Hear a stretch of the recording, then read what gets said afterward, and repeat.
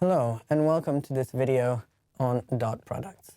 We're going to be talking about what they are in terms of their mathematical definition, and then we're going to try to address what they really represent and what they mean by looking at an example of how to actually compute them and just tweaking that example slightly to gain a better understanding of what's going on.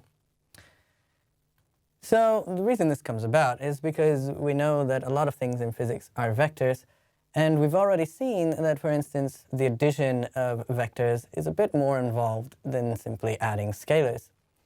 And it's no surprise that multiplication of vectors is also somewhat more complicated. In fact, there are actually two ways in which we might try to multiply two vectors. One of these, which we're talking about in this video, is the dot product, and it's also called the scalar product. And we'll see that that's because you get a scalar as a result.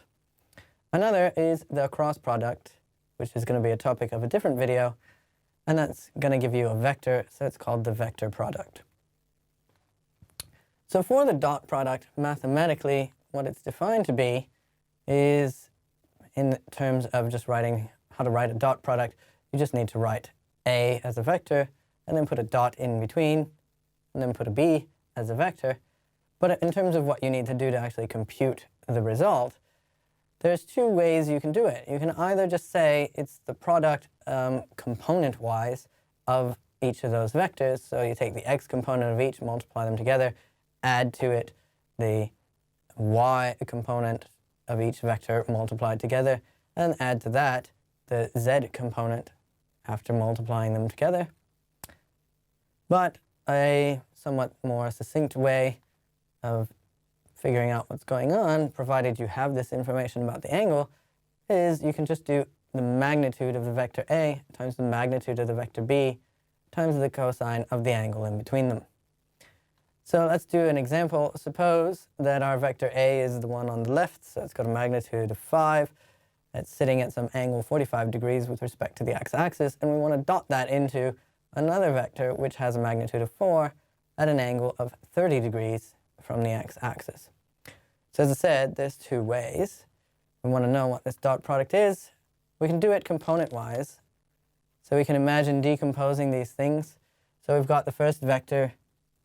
So that's this one with a magnitude of 5 and an angle of 45 degrees. Well, this gives us an x component, which is 5 cosine of 45.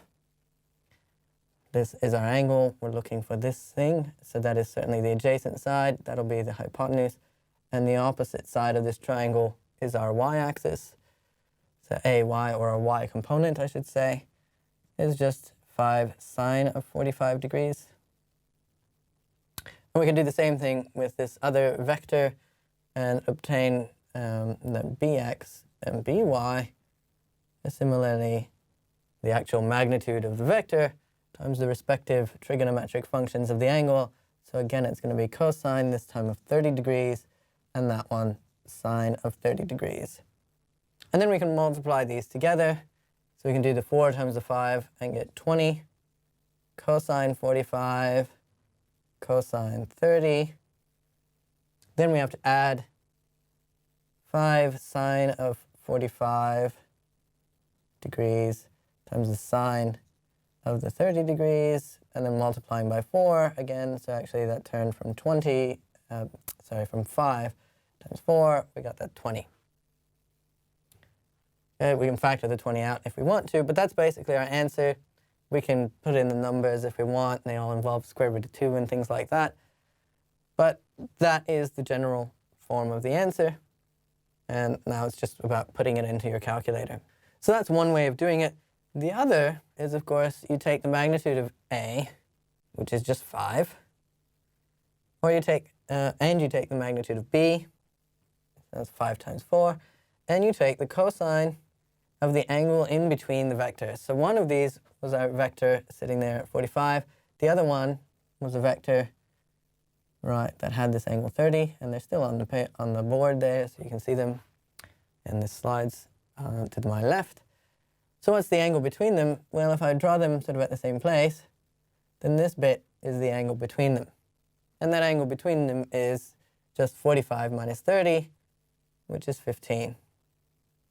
Okay, and if you put that into your calculator, or somewhat shorter, put cosine of 15 times 20 into your calculator, you should get the same as you got over here.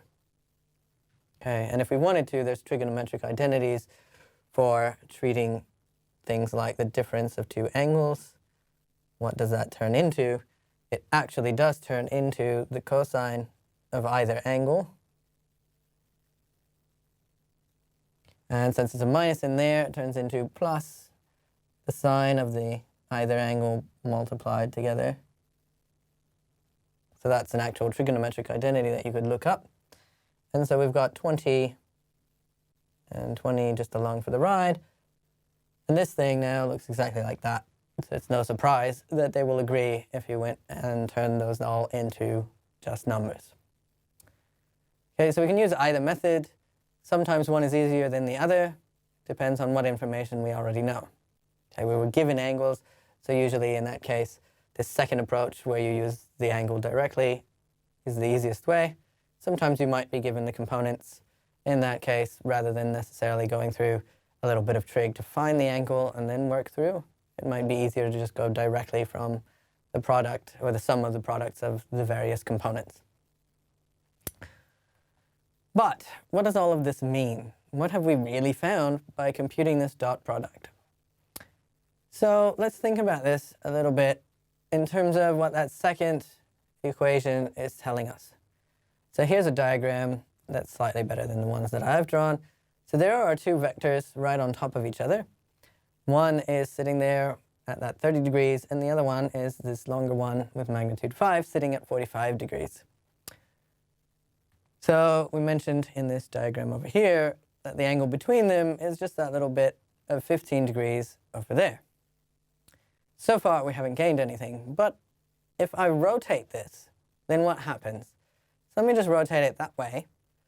Well, then all of a sudden it looks like my original vector is basically the x-axis. And my second vector, or the longer vector, is sitting there now just at 15 degrees with respect to the x-axis. So what am I finding by taking the cosine of that 15? Well, I'm finding, in some sense, if that's now my new x-axis, I'm finding the x component of that vector. That's what the cosine 15 times its magnitude is giving me.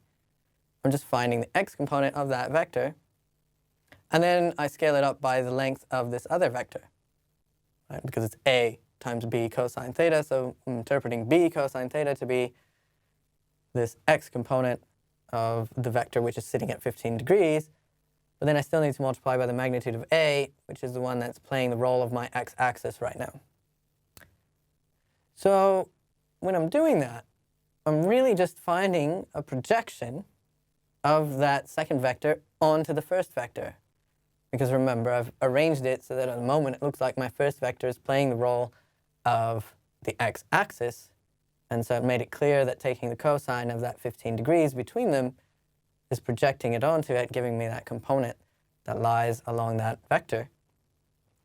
So in summary, because we've talked about a few things, dot products are one of two ways to multiply vectors. So keep your eyes peeled. Eventually we'll get that video for cross products when we need it, which will be soon. Then we've got dot products, which we know are going to give us a scalar result. And what they're really talking about is projecting one vector onto another.